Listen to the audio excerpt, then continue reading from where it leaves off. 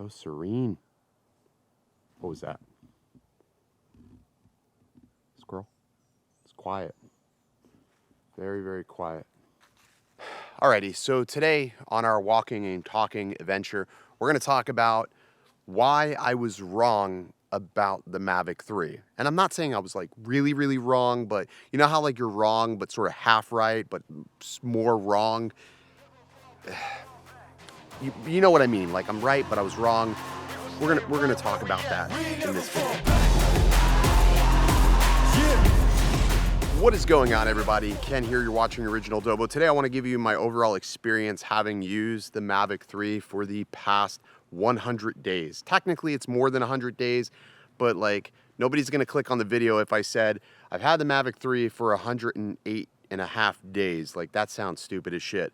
I also know it's probably confusing because I'm wearing a Skydio hat talking about the Mavic 3, so I'm gonna go ahead and just turn this around just so we alleviate that confusion. Now, I have had the Mavic 3 since the very, very beginning, and it's been a tortured sort of ownership of having this drone, from just a very, very foul taste in the very beginning with all the sort of weird issues that I had with it, to up into this very, very point. So what I want to do is go through all of the things that I've experienced with it in case if you are somebody considering purchasing one as of right now and you wanted to really see somebody's long-term thoughts on this drone.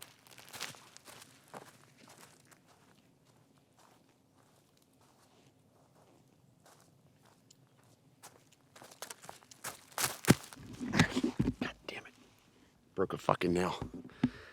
Those were always the stupidest shots. Like when I watch a vlog, I'm like, why do you set a camera up to walk away? It doesn't. It's a lizard. It's a lizard. Okay, so let's talk about the bad experience that I had first with the Mavic 3, because I think it's important to talk about what made me think I wanted to sell this drone. And basically it all started back in Hawaii. When I brought the drone to Hawaii, I crashed it.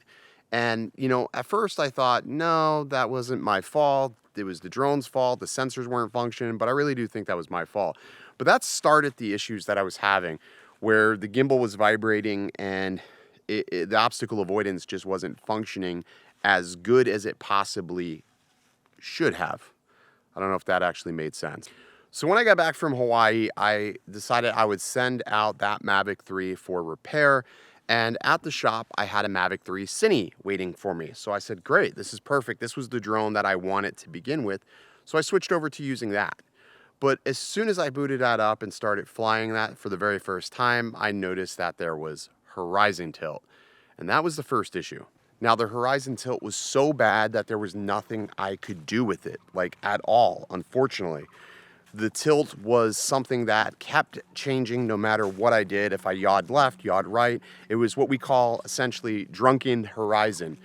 So the only thing I could do was send it into DJI for repair, which we did. And at that point, my other unit was coming back to me. So right out of the gate, I had two drones that were already in for repair. And I was feeling pretty jaded at this point, considering how much money we had spent on these two units. Alrighty, so we get the unit back, which the first unit to arrive back to me was the standard version of the Mavic 3. And that one was better with the horizon tilt. We didn't have any sort of horizon tilt out of that. We were still having slow GPS locking. And the other thing that was introduced was the RC Pro. Connected with the Mavic 3, I was dealing with disconnections at short ranges, so really left a bad taste in my mouth. Now, I tried to just sort of muddle through these issues, and I must have used it for about 4 or 5 weeks, I think, like that. Finally, I just got so frustrated with it, I decided, you know what, I was going to sell it. Now, this was right around the time of CES, and we were getting the Autel Evo lights in our hands, and I thought that maybe the Evo Light could be a viable option. So I must have tried using the Mavic 3 with the RC Pro for about a good solid, I would say, 4 weeks. And I tried to battle through the issues of the disconnects and the slow GPS. And You know, at first I thought it was just me. I would say something in the groups, I would talk about it, and people would be like, oh, I'm not having any issues, I'm not having any problems. Some people said they did have problems. A lot of people are having the slow GPS. Everybody thought I was crazy about that. And now look, it's widely identified that the GPS is far slower than all the other aircrafts that they have produced before the Mavic 3. But we'll touch more on that in a moment. So I thought to myself, I'm just going to sell the Mavic 3. I don't want to deal with these issues. But obviously, since I still have the Mavic 3, I never actually sold it. And the biggest reason why I didn't sell it is sometimes you get so frustrated with something that you say things you don't mean. I mean, if you're married, you probably know this all too well. You say something you don't mean, you do something you don't mean. And well, that was like me with the Mavic 3. I was so frustrated with the performance and just everything that the culmination of all these failures at once made me want to get rid of it. I felt like I had to get my money back on this drone. Now, something worth noting is that I do this type of work professionally, so having a drone that's going to perform each and every time is really, really important to me. And then, of course, you've got geofencing, which geofencing has bit me in the ass several times. On previous generations of Mavics and the Air 2S, geofencing has been a bit of a bummer at times, but I found ways around it. And with the Air 2S, being able to hack the firmware was really, really crucial. That sounded like a snake. But unfortunately with the Mavic 3, we don't have the ability to hack the firmware or load any sort of custom geofencing unlock into this drone as of right now. But what I did find is pre-planning a little bit better has allowed me to unlock the drone, and you can go on the website and basically unlock your favorite areas in advance. And then of course you still have to go ahead and do your Lance authorizations after that fact. But I mean, that's helped me out quite a bit. It's, you know, I just have to plan a little more ahead.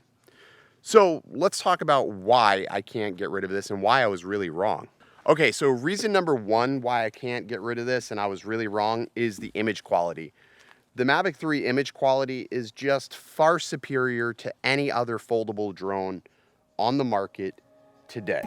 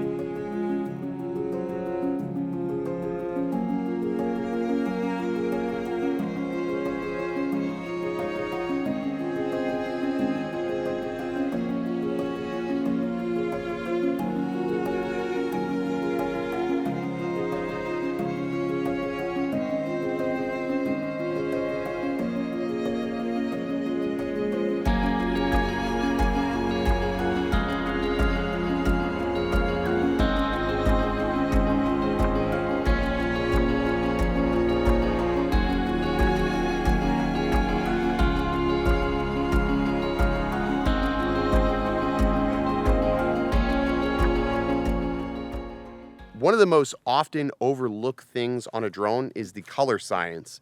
And DJI has really, really nailed the color science. They've given us a smooth starting point that I think does really well at matching multiple cameras. Whether you shoot on Sony, Panasonic, or Canon, the D-Log profile really does allow you to match multiple cameras really, really easily. Even though their log LUT sucks, there's just ways around that. Now, I know a lot of people are still complaining at the fact that there is a cap at 400 and 800 ISO, but if you're using log, you're typically going to be using it in the most contrasty situations, which means it's going to be a well-lit situation. In the evening times or at night, I flip back over to the Hasselblad color science because that works fine and it has very, very minimal noise.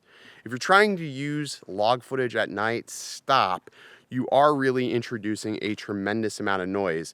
And the fact that DJI has locked that at 400 and 800 just means that they understand the noise floor of that profile and they're basically trying to maximize your dynamic range.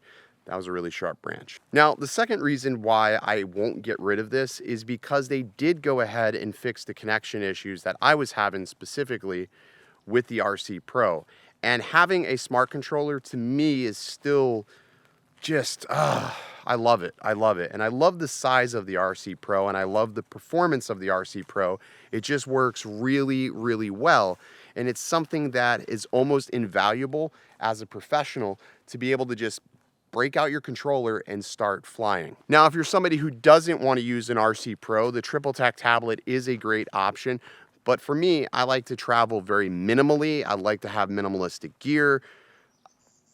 I don't want to have all this stuff when I'm flying my drone, and just having the RC Pro is really, really simple and just a welcoming addition to my kit. All right, let's talk about reason number 3, and this is going to be crazy because I never ever talk about this, but it is flight modes, and more importantly, spotlight mode and sort of the smart tracking modes have been really, really clutch in real estate. To be able to circle a point of interest and to be able to maneuver the drone and know that it's going to hold that track on that point of interest has been absolutely invaluable for my videos that I've been producing for clients. And I was always a big proponent of, I don't want to, fly automated missions. I don't want to fly these automated options. I want to be able to be in full control. But the point of interest and the smart tracking modes have just blew my mind, and I think they're just leaps and bounds better on the Mavic 3 than they are on almost any other drone that DJI offers today. Okay, let's talk about battery life, because battery life is something that's really important on a drone. If you have shitty battery life, well, it's going to cost you more money because, one, you got to have more batteries to be able to be in the air as often. And the battery life on the Mavic 3 is actually really good. I think it's gotten better over time with firmware updates. They've been able to really calibrate it and fine tune it. And I've had no problems. I'm getting about 38 minutes of solid flight time out of my Mavic 3. And that's also accounting for the fact that I have to wait on average 5 to 6 minutes for my freaking drone to lock satellites. But that's a whole nother complaint in itself. But I mean, the battery life is just really, really excellent. Okay, and also I think it's important to applaud DJI for some of the firmware updates and to basically applaud them for the fact that they are listening, even though they don't come off as transparent as all of the other manufacturers in the market. I come down harder on DJI than any other manufacturer out there at all. And the reason why I'm so hard on DJI is because they are supposed to be the best. They are the biggest, and you just naturally expect a lot from them. But sometimes expecting a lot from a brand isn't all that fair when certain things are just honestly sometimes beyond their control. Whoa, almost slipped and fell there. In this sort of post-COVID world, it seems like a lot of companies just release things before they're truly ready. And after seeing this multiple times with other brands, I just really thought about it, thinking to myself, would I be a hypocrite if I'm criticizing DJI so much for this, but not holding other brands equally as accountable for not putting out a finished product? And the answer is yes, that makes me a hypocrite if I'm not being equally as hard. So I guess what I'm trying to say, after all of the dust has settled, after all the most recent firmware updates, the drone has gotten better. Is it perfect? No. Are we ever going to see the perfect drone? And the answer is probably not anytime soon. And the Mavic 3, while it's expensive, if we look at the current cost of things worldwide, I think it's right on par with the current events, unfortunately. And I think things are only going to get more expensive.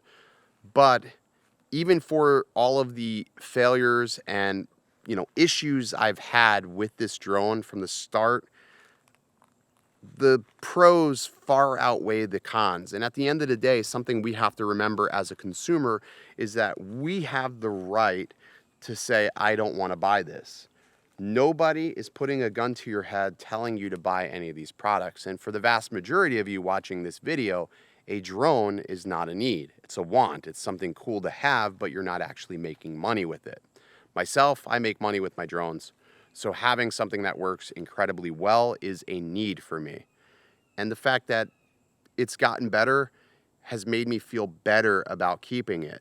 But I was wrong about some of the things with the drone and the fact that I wasn't willing to give the drone a chance. I think now that I've given it a chance and I've really run it through its paces, I feel better about keeping it.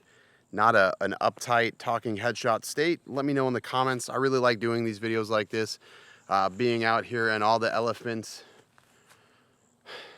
Let me try that again. All right, let me know if you like these style videos where I'm just sort of walking and talking and all of the elements of nature, which we know how I do with nature. So serene. It's beautiful. It's majestic.